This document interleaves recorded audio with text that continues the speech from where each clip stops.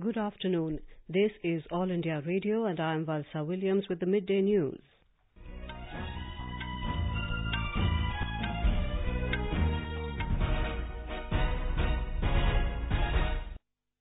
The headlines. Vice President says preservation of India's rich cultural heritage is of paramount importance. BJP slams Congress and opposition parties for misleading people on rising fuel prices. Party says people are not supporting the Bandh. Trial court convicts the third accused in Hyderabad twin bomb blast case. Interpol issues red corner notice against Nirav Modi's sister in money laundering case. And in cricket, on the third day of the Oval Test, England looks to strengthen its grip on the match.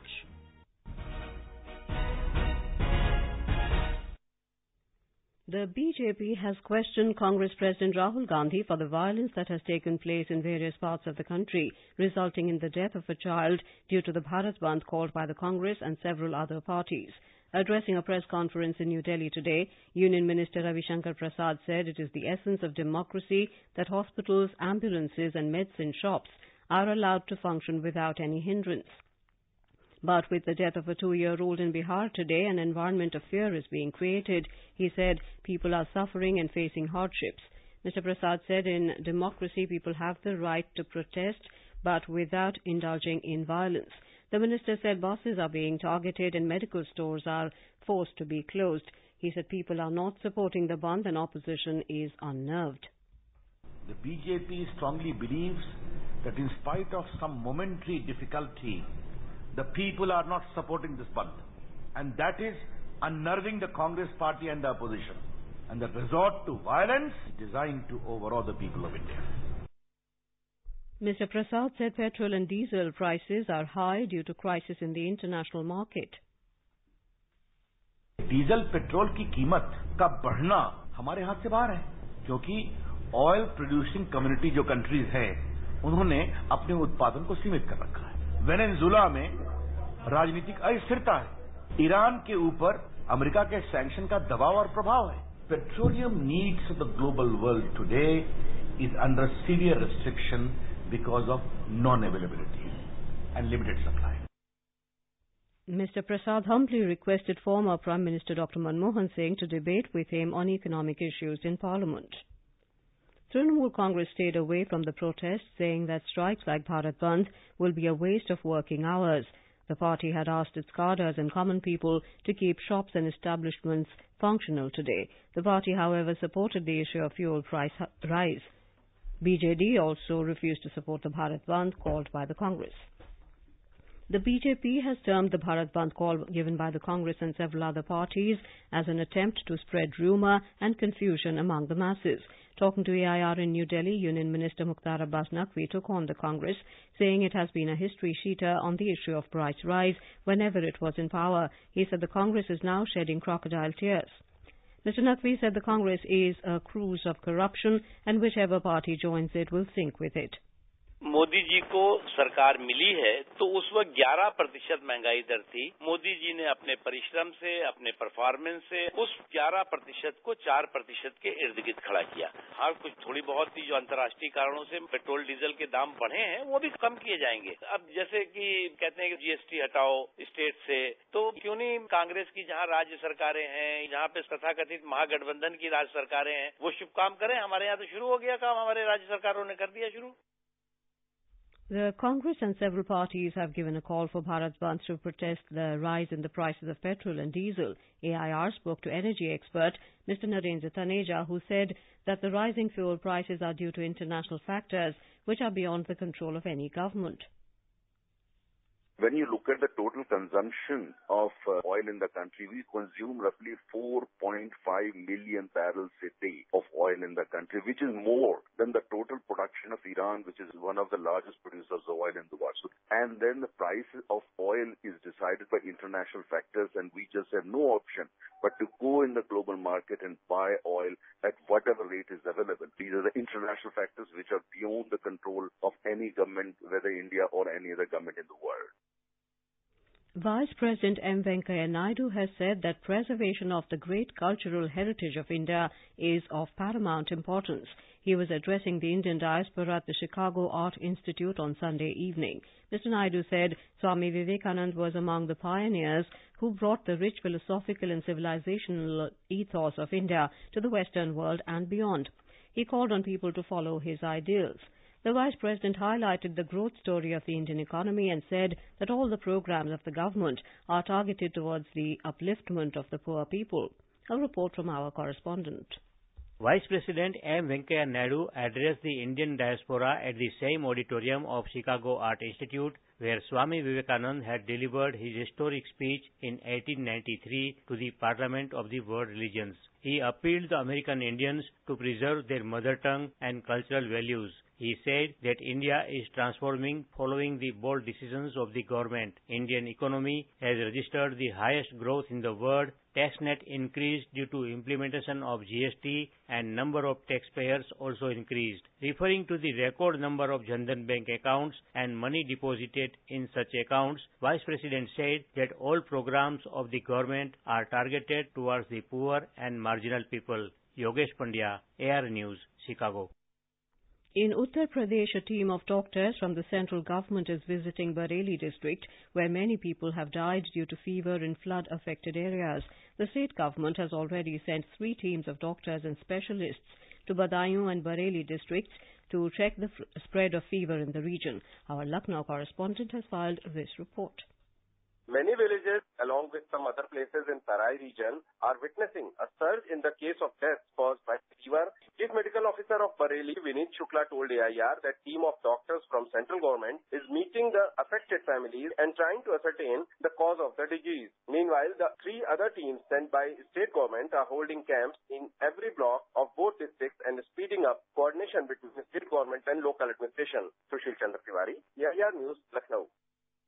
A delegation from Karnataka, led by Chief Minister H.D. Kumaraswamy, today called on Prime Minister Narendra Modi to seek relief funds for the flood-affected districts of the state. The delegation included former Prime Minister H.D. Devegowda. The India Meteorological Department has forecast heavy to very heavy rains in Arunachal Pradesh, Assam and Meghalaya today. In a weather warning bulletin, the IMD predicted heavy to very heavy rain at isolated places over Nagaland, Manipur, Mizoram and Tripura, and heavy rain at isolated places over Bihar, Uttarakhand, Tamil Nadu and Puducherry and South Interior Karnataka. The trial court hearing the twin blasts case in Hyderabad today convicted another accused in the case. 42 persons were killed and over 50 injured in the twin blasts held at Gokula Chat and Lumbini Park in Hyderabad during a busy hour in 2007. Here is a report.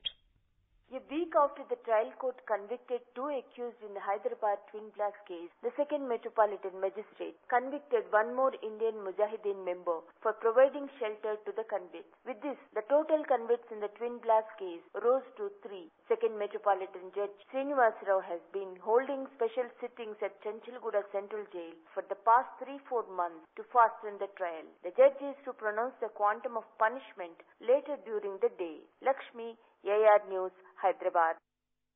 Interpol has issued a Red Corner Notice RCN against Purvi Modi, sister of absconding jeweler Nirav Modi, in connection with the Punjab National Bank money laundering case. Officials said the RCN against her was requested by the Enforcement Directorate. They added that the ED wants her to join the investigations to take its investigation in the case forward. A similar notice was issued against Nirav Modi some time back as part of a joint probe by the ED and the CBI in the case. The case pertains to cheating the state-run Punjab National Bank through fraudulent issuance of letters of undertaking and foreign letters of credit by Nirav Modi and his uncle Mehul Choksi. In Madhya Pradesh, a 2-day regional conference on good governance began in Bhopal today. The Department of Administrative Reforms and Public Grievances, Government of India, in association with the Government of Madhya Pradesh, is organizing the conference with focus on aspirational districts. Delegates of 12 states and 2 union territories including Madhya Pradesh, Rajasthan, Bihar, Chhattisgarh, Gujarat, Punjab, Haryana and Jharkhand are participating in the conference. There are 5 technical sessions in the 2-day conference. Participants are presenting their views on ICT-enabled education, agriculture, public service and grievance management, and good governance initiatives on the day one of the conference. The conference is an effort to creating a common platform to share experiences in the formulation and implementation of best practices in citizen-centric governance and improve public service delivery through e-governance, transparent, accountable, and citizen-centric effective administration. Sanjeev Sharma, AIR News, Bhopal. This is All India Radio giving you the news. For quick news updates round the clock, follow us on Twitter at AIR News Alerts. In Assam, the Pradhan Mantri Mudra Yojana is being implemented successfully in the state. The scheme was launched by the Prime Minister for providing loans of up to 10 lakh rupees to the non-corporate, non-farm, small and micro enterprises. A ground report from our Guwahati correspondent. The basic purpose of the Mudra Yojana is to attain development in an inclusive and sustainable manner. Loans are being given under three categories, namely Shishu, Kishore and Tarun. In the year 2017-18, over 15 lakh loans up to 50,000 rupees have been sanctioned under Shishu category. A youth from Guwahati, Partha, said that the loan has been proved beneficial for the youths like him. मेरा नाम है पार्थ प्रतिम Sharma. Loan मिलने के बाद मैंने mobile की एक खुद का बिजनेस शुरू किया है। उसके वजह से जो पैसों की कमी थी, जो रोजगार की चिंता थी, ये सब दूरी होती है। तो ये योजना है, उसके वजह से हम लोग रोजगार मिलने में कुछ सहायता होती है, खुद का बिजनेस शुरू कर सकते हैं और अपने पैरों पे खड़ा हो सकते हैं। Another beneficiary, Supriya from Borpeta, informed that she has started business after availing Mudra loan. मेरा नाम सुप्रिया देवी है। मुझे प्रधानमंत्री की मुद्रा योजना के तहत 1 लाख रुपए का लोन मिला है और मैं अपने पति के साथ मिलकर बिजनेस भी शुरू किया है। मैं बहुत खुश हूँ। Apart from Shishu, over 1,45,000 loans up to 5 lakh rupees have been sanctioned under Kishore category in the last financial year, while more than 9,000 number of loans up to 10 lakh rupees were sanctioned under Tarun category in the same period. With Manas Pratim Sharma from Guwahati, Anuja Kumar, AIR News. In Japan, according to officials, the death toll from last week's powerful earthquake and mudslides in Hokkaido has risen to 44. Hundreds of people were injured in the magnitude 6.7 quake that struck early on Thursday morning. Most of the fatalities were in Atsuma, where massive landslides killed 36 people. In the U.S., Hurricane Florence is expected to become a dangerous major hurricane later today as it heads towards the U.S. East Coast, the National Hurricane Center said. The center of Florence was located about 1,100 kilometers southeast of Bermuda. The hurricane had maximum sustained winds of 90 miles per hour. In the fifth and final cricket test at the Oval, London, England had an overall lead of 154 runs against India at draw of stumps on the third day yesterday. The hosts were 114 for 2 in their second innings, with Alastair Cook playing his last England innings on 46 and skipper Joe Root on 29 at the crease. For India, Mohammad Shami gave an early breakthrough, taking the wicket of Keaton Jennings, and then Jadeja dismissed Moeen Ali. Earlier, resuming at their overnight 174 for 6, India were all out for 292 in their first innings. Ravindra Jadeja remained unbeaten on 86. The benchmark domestic stocks today plunged around 1% in afternoon trade amid mixed global share markets. Sensex at the Bombay Stock Exchange lost 0.96% or 369 points to 38,021.